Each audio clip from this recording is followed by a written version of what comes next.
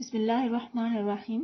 अस्सलाम वालेकुम जी। Previous lecture में हमने डिस्कस किया था levels of biological organization up to molecules. Next हम देखते हैं कि जब मॉलिक्यूल्स की इंटरेक्शन होती है, डिफरेंट मॉलिक्यूल्स, माइक्रो मॉलिक्यूल्स और जो मैक्रो मॉलिक्यूल्स हैं, ये स्पेसिफिक वे में अरेंज होते हैं, खुद को अरेंज करते हैं एक पर्टिकुलर वे में, तो किस तरह से आपके पास जो है वो ऑर्गेनेलिज की फॉर्मेशन होती है। ठीक है, सो नेक्स्ट हम डिस्कस करेंगे कि ऑर्गेनेलिज आपके पास क्या है। ऑर्गेनेलिज बेसिकली स्पेशलाइज्ड स्ट्रक्चर्स हैं। It is a specialized structures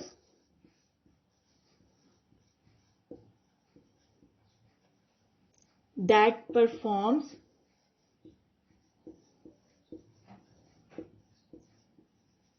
a specific function, that performs a specific function। इनके कोई ऐसा स्ट्रक्चर जिसका एक प्रॉपर जो है वो फंक्शन भी होगा, स्पेशल स्ट्रक्चर जिसकी कंपोजिशन क्या होगी, यानी कि वो किससे मिलकर बना होगा, डिफरेंट तरह के मॉलिक्यूल से, मैक्रो मॉलिक्यूल से। एग्जांपल अगर हम देखें कुछ ऑर्गेनेलिज की, फॉर एग्जांपल जैसे कि हमारे पास क्या है, फॉर एग्जांपल आपके पास है न्यूक्लियस, एक ऑर्गेनेली है।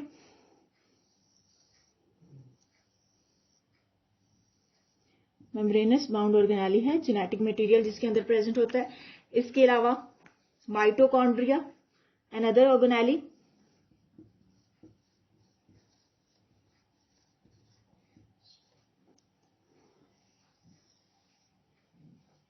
माइटोकॉन्ड्रिया भी आपके पास डबल मेम्ब्रेनस बाउंड ऑर्गेनेली है, जिसका अपना जो है वो जेनेटिक मटेरियल होता है। ठीक है, इसके अलावा हमारे पास लाइसोसोम,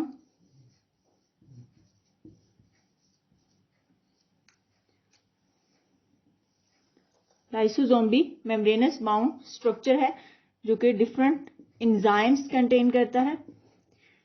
आल्सो राइबोसोम,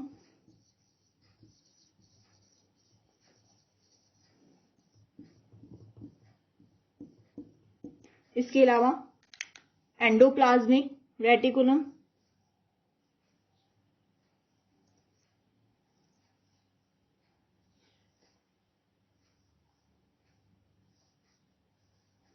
ठीक है, इसके अलावा Golgi apparatus,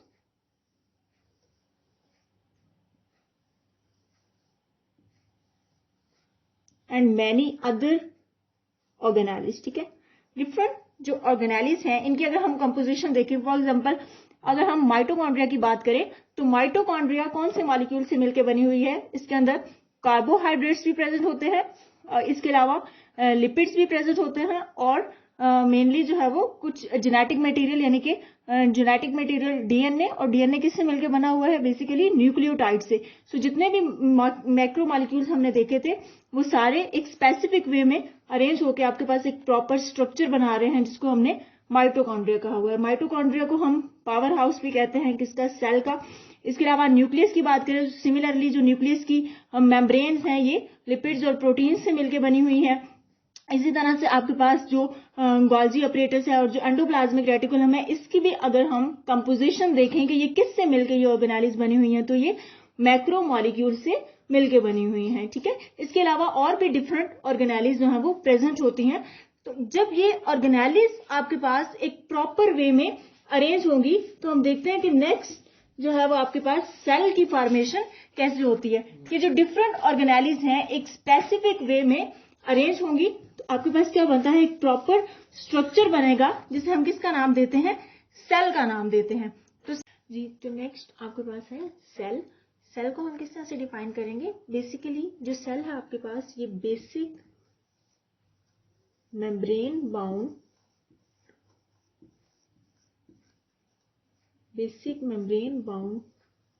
unit that contains all the fundamental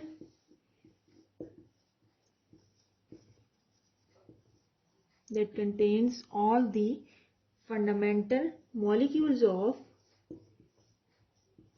life. Simply अगर हम सेल को डिफाइन करें तो ये बेसिक स्ट्रक्चरल और फंक्शनल यूनिट होता है आपके पास लाइफ का, यानी कि जितने भी जो लिविंग थिंग्स हैं वो बेसिकली किससे कंपोज होती हैं। और आपके पास अगर एक सिंगल सेल ऑर्गेनिज्म है तो वो भी सेल से मिलकर बना है, यानी कि एक समटाइम एक जो सिंगल सेल है वो कंप्लीट ऑर्गेनिज्म के तौर पे एक्ट कर रहा होता है आपके पास, ठीक है। तो जो बेसिक आपके पास सेल है, सेल की अगर हम कंपोजिशन देखें कि सेल किससे मिलकर बना हुआ है इटसेल्फ, तो डिफरेंट ऑर्गेनेलिज जब इंटरेक्ट करती हैं इन अ प्रॉपर वे तो हमारे पास क्या बनता है, एक सेल बनता है, ठीक है। तो ये आपके पास एक मेम्ब्रेनस बाउंड स्ट्रक्चर है, ये डिफरेंट ऑर्गेनेलिज, और ये मेम्ब्रेन भी आपके पास क्या है, सेल ऑर्गेनेली है, ठीक है।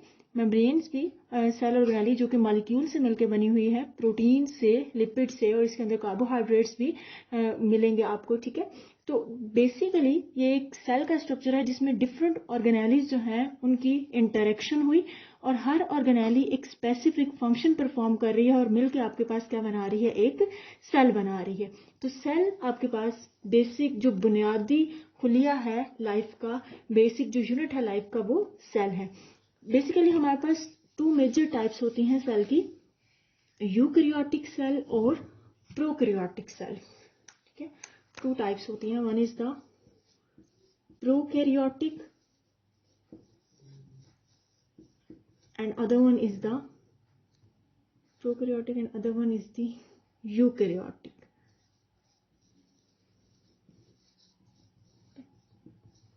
Pro mean before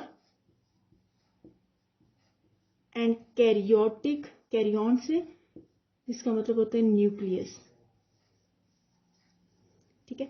तो प्रोकैरियोटिक सेल ऐसा सेल जिसके अंदर वेल डिफाइंड न्यूक्लियस प्रेजेंट नहीं होता, ठीक है, that have no well defined nucleus,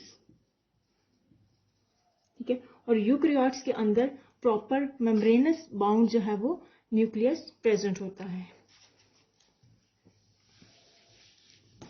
ये एक यूकैरियोटिक सेल है। अगर हम प्रोकैरियोटिक सेल को देखें तो प्रोकैरियोटिक सेल के अंदर जो जेनेटिक मटेरियल है, यानी कि जो डीएनए प्रेजेंट होता है, वो ऐसे ही साइटोप्लाज्म के अंदर डिस्पर्स होता है। ये अगर हम एग्जांपल है आपके पास बैक्टीरिया, तो बैक्टीरिया क्या है, एक प्रोकैरियोटिक ऑर्गेनिज्म है जो कि सिंगल सेल एक प्रोकैरियोटिक सेल पे मुश्तमिल होता है, ठीक है। बैक्टीरिया आपके पास जो है वो एक प्रोकैरियोटिक ऑर्गेनिज्म है। ये एग्जांपल है किसकी, यूकैरियोटिक सेल्स की। इसके अलावा और भी डिफरेंट ऑर्गेनेलिज जो है वो यूकैरियोटिक जो सेल है उसके अंदर प्रेजेंट होती हैं। यूनिसेलुलर जो ऑर्गेनिज्म है वो आपके पास यूकैरियोटिक सेल से भी मिलके बने हो सकते हैं या वो प्रोकैरियोटिक सेल भी हो सकते हैं। यूकैरियोटिक सेल यानी कि उनके अंदर ट्रू न्यूक्लियस भी प्रेजेंट हो सकता है। फॉर एग्जांपल ईस्ट जो कि बिलोंग करती है एल्गी से, वो एक यूकैरियोटिक सेल है, ठीक है। मल्टीसेलुलर जो ऑर्गेनिज्म होते हैं वो ट्रिलियंस ऑफ सेल से मिलके बने होते हैं, जैसे एल्गी है, प्लांट्स हैं, एनिमल्स हैं, तो इनकी बॉडी ट्रिलियंस ऑफ सेल से मिलके बनी होती है। जस्ट फॉर एग्जांपल अगर हम ह्यूमन बॉडी की एग्जांपल देखें तो ह्यूमन की जो बॉडी है वो 100 ट्रिलियन सेल से मिलके बनी हुई है, ठीक है। ये जो डिफरेंट सेल्स हैं ये प्रॉपर वे में अरेंज होंगे, इनकी इंटरेक्शन होगी, तो नेक्स्ट आपके पास जो है वो कंपोजिशन होती है। नेक्स्ट हमारे पास क्या है, वो टिश्यू बनते हैं, ठीक है। यानी कि ये जो सेल हैं ये प्रॉपर वे में खुद को अरेंज करेंगे तो किसकी फॉर्मेशन होगी, टिश्यूज की फॉर्मेशन होती है। तो टिश्यू आपके पास क्या है, groups of cells, groups of cells that have a similar structure,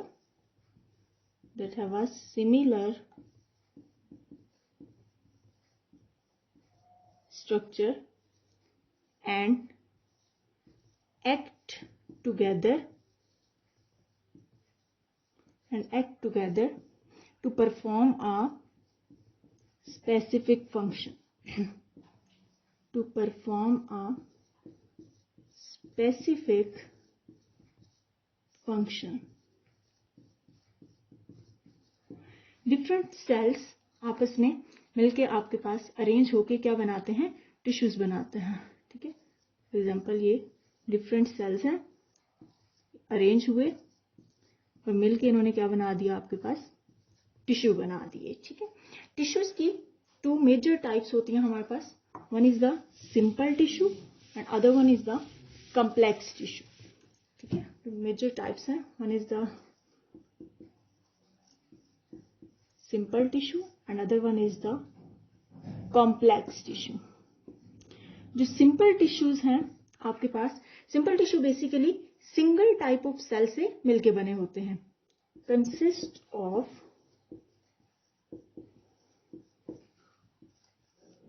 only one type of cell.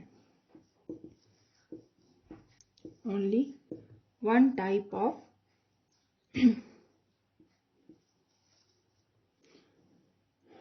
और जो कॉम्प्लेक्स टिश्यू हैं ये आपके पास more than one type of cell से मिलकर बने होते हैं. Consist of more than one type of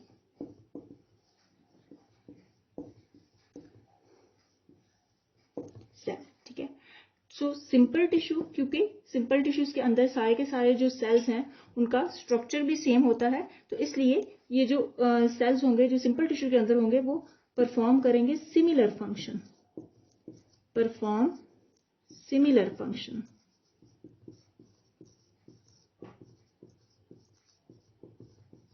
ठीक है, और कॉम्प्लेक्स टिश्यू के अंदर एक से ज्यादा टाइप के सेल्स होते हैं, तो ये डिफरेंट तरह का जो फंक्शन है वो परफॉर्म करेगा, यानी कि हर सेल जो है वो डिफरेंट फंक्शन परफॉर्म करेगा. Perform different function. Perform different functions. ठीक होगा. इसके अलावा अगर हम एग्जांपल देखें, सिंपल जो टिश्यू है उसकी एग्जांपल है आपके पास पैरेन्काइमा. प्लांट्स के अंदर एग्जांपल है पैरेन्काइमा. जो पैरेन्काइमा टिश्यू है ये सिमिलर सेल से मिलके बना होता है. और जो कॉम्प्लेक्स टिश्यू की अगर आप एग्जांपल देखें तो फ्लोएम. फ्लोएम टिश्यू प्लांट के अंदर किसके लिए, फूड की ट्रांसपोर्ट के लिए है फ्लोएम टिश्यू प्लांट के अंदर. तो ये डिफरेंट तरह के सेल्स से मिलके बना होता है. कौन से सेल्स होते हैं इसके अंदर, सीव एलिमेंट्स, इसके अलावा कंपेनियन सेल्स, कंपेनियन सेल्स, इसके अलावा पैरेन्काइमा सेल्स,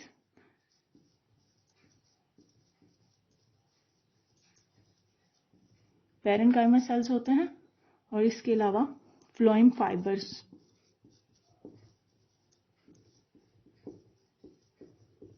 ठीक है, और ये सारे मिलके सेल्स डिफरेंट सेल हैं, डिफरेंट फंक्शन परफॉर्म कर रहे हैं. और ओवरऑल जो फ्लोएम है मेजर इसका फंक्शन क्या होता है, फूड की ट्रांसपोर्ट. तो सिमिलरली एनिमल्स की अगर हम बात करें तो एनिमल्स के अंदर भी डिफरेंट टाइप्स के टिश्यूज प्रेजेंट होते हैं.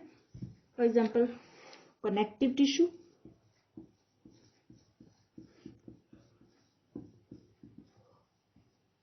इसके अलावा epithelial tissue,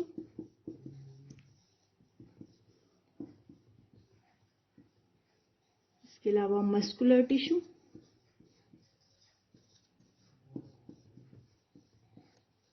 neural tissue,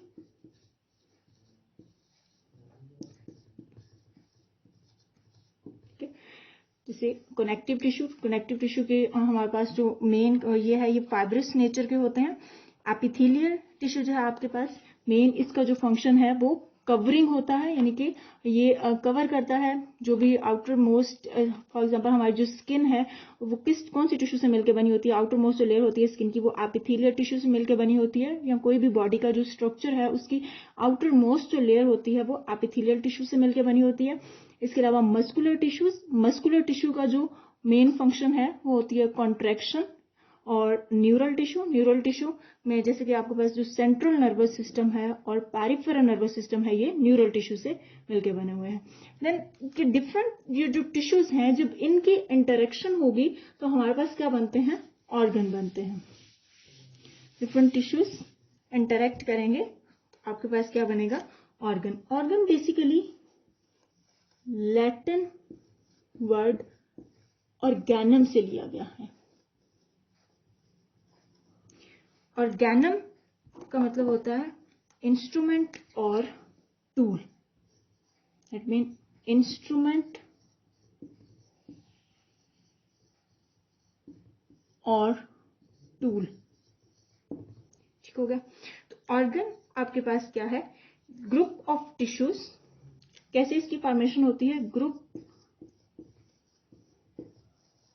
of tissues with similar functions. ये बेसिकली ग्रुप है टिश्यू का विद सिमिलर फंक्शंस, ठीक है। डिफरेंट ऑर्गन्स प्रेजेंट होते हैं, प्लांट्स के अंदर भी डिफरेंट ऑर्गन प्रेजेंट होते हैं। फॉर एग्जांपल प्लांट्स की अगर हम बात करें तो प्लांट्स में रूट, स्टेम, प्लांट्स ऑर्गन की बात करें तो रूट सेपरेट ऑर्गन है, स्टेम जो कि सपोर्ट प्रोवाइड करता है होल प्लांट को, ठीक है। इसके अलावा लीव्स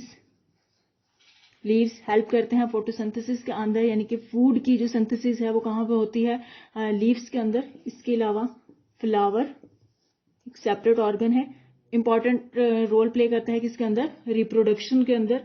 रूट जो है अब्सॉर्ब करती है वाटर को, मिनरल्स को सॉइल से। इसके अलावा हेल्प करती है in the anchorage of plant in soil, यानी कि प्लांट की जो रूट्स है उसको, रूट्स बेसिकली प्लांट को जमीन में गाड़ने में हेल्प करती है, ठीक है। तो ये डिफरेंट जो है ये ऑर्गन्स हैं प्लांट्स के।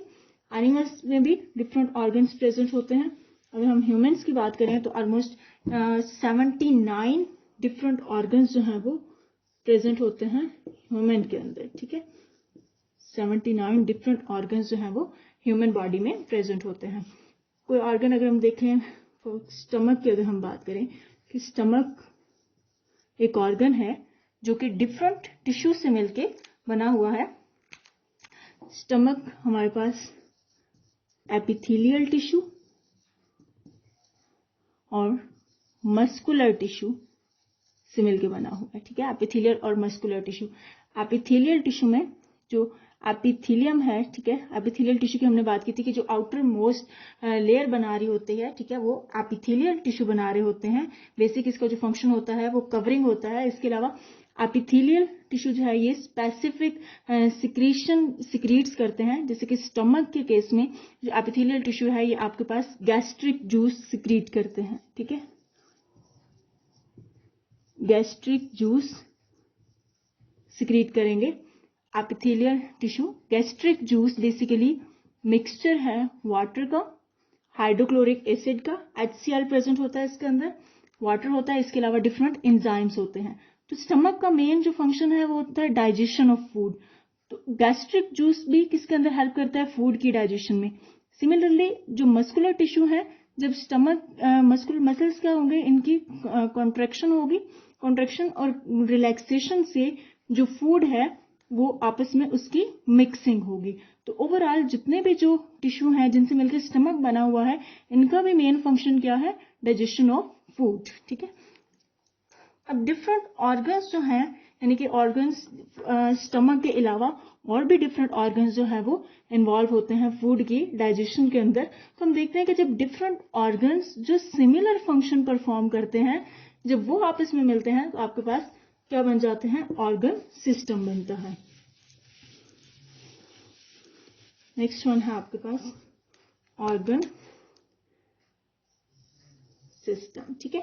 तो ऑर्गन सिस्टम आपके पास क्या, तो ऑर्गन सिस्टम आपके पास क्या है कि जब डिफरेंट ऑर्गन एक प्रॉपर वे में इंटरेक्शन करते हैं तो आपके पास एक ऑर्गन सिस्टम बनता है। So it is a group of organs that work together, groups of organ that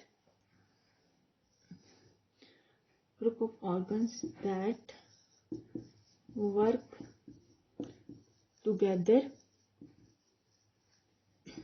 as a biological system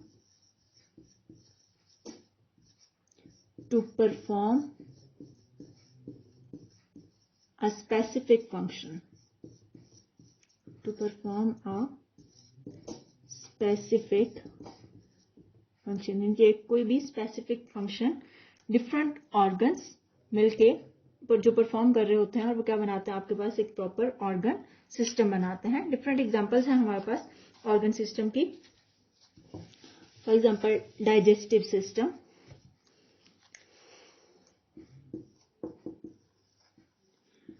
digestive system different organ से मिलके बना हुआ है. आपके पास क्या आ जाता है, salivary glands,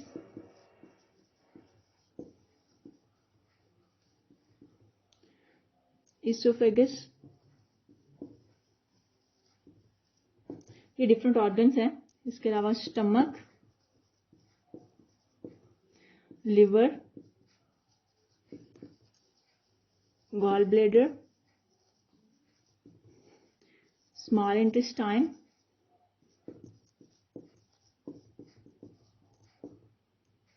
and large intestine. अब ये डिफरेंट ऑर्गन्स हैं मिलके क्या बना रहे हैं, आपके पास एक कंप्लीट डाइजेस्टिव सिस्टम बना रहे हैं. और हर ऑर्गन जो है वो रोल प्ले कर रहा है किसके अंदर, डाइजेशन के अंदर. यानी कि मेन जो इनका काम है वो क्या है, फूड की डाइजेशन, फूड की प्रोसेसिंग. सो डाइजेशन और प्रोसेसिंग ऑफ फूड जो है वो मेन फंक्शन है किसका, डाइजेस्टिव सिस्टम का. इसके अलावा अगर हम कोई और एग्जाम्पल देखें तो रेस्पिरेटरी सिस्टम. रेस्पिरेटरी सिस्टम का जो जितने भी जो ऑर्गन्स होंगे उनका मेन फंक्शन क्या होगा, रेस्पिरेशन, यानी कि ब्रीदिंग के अंदर हेल्प करेंगे. Respiratory system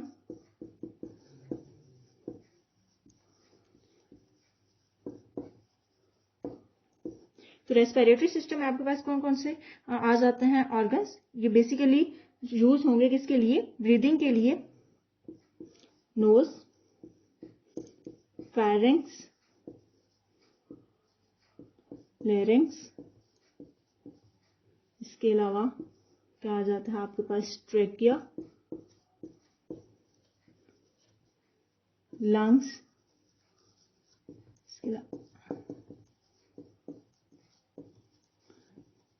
diaphragm. ठीक है, तो ये डिफरेंट जो है ये ऑर्गन्स हैं मिलके कलेक्टिवली इनका फंक्शन क्या है, ये परफॉर्म कर रहे होते हैं. आपके पास ब्रीदिंग परफॉर्म जो है ना वो कर रहे होते हैं डिफरेंट फंक्शन. इसके अलावा और भी मल्टीपल सिस्टम प्रेजेंट होते हैं, लाइक कार्डियोवास्कुलर सिस्टम है, एंडोक्राइन सिस्टम है. इसके अलावा आपके पास नर्वस सिस्टम प्रेजेंट है, स्केलेटल सिस्टम है, रिप्रोडक्टिव सिस्टम है, इंटेगुमेंट्री सिस्टम है. अब देखते हैं कि जब डिफरेंट ये जो सिस्टम है ये आपस में इंटरेक्ट करेंगे किसकी फॉर्मेशन होती है. ठीक है, सिस्टम अगर हम मेंशन करें तो नर्वस सिस्टम,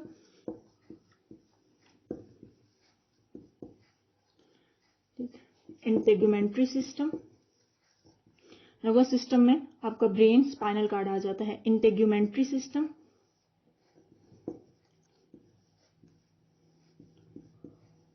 इसके अलावा डाइजेस्टिव सिस्टम,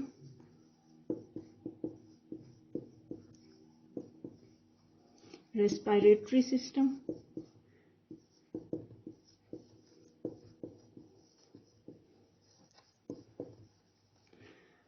रिप्रोडक्टिव सिस्टम,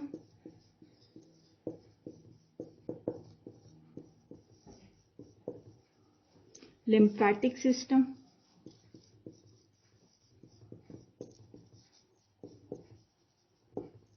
ठीक है. इसके अलावा सर्कुलेटरी सिस्टम,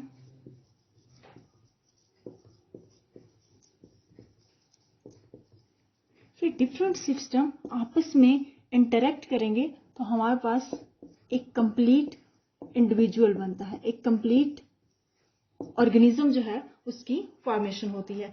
डिफरेंट सिस्टम आपस में एक दूसरे के साथ जो है वो प्रॉपर वे में कोऑर्डिनेट करेंगे और कोऑर्डिनेशन में मोस्ट इम्पॉर्टेंट चीज़ है जो कोऑर्डिनेशन में हेल्प कर रही होती है किसी भी लिविंग ऑर्गेनिज्म के अंदर। अगर हम ह्यूमन बींग्स की स्पेशली बात करें तो उनके अंदर जो कोऑर्डिनेशन में दो चीज़ें इंपॉर्टेंट रोल प्ले करती हैं। एक है आपके पास नर्वस सिस्टम और इसके अलावा जो सेकेंड है वो है एंडोक्राइन सिस्टम। ठीक है, नर्वस सिस्टम और एंडोक्राइन सिस्टम कोऑर्डिनेट कर रहा होता है पूरे के पूरे जितने भी जो फंक्शन हो रहे होते हैं वो आपस में सारे ऑर्गन एक दूसरे के साथ कोऑर्डिनेट कर रहे होते हैं और मेंटेन करते हैं एक प्रॉपर लिविंग ऑर्गेनिज्म को, एक इंडिविजुअल को।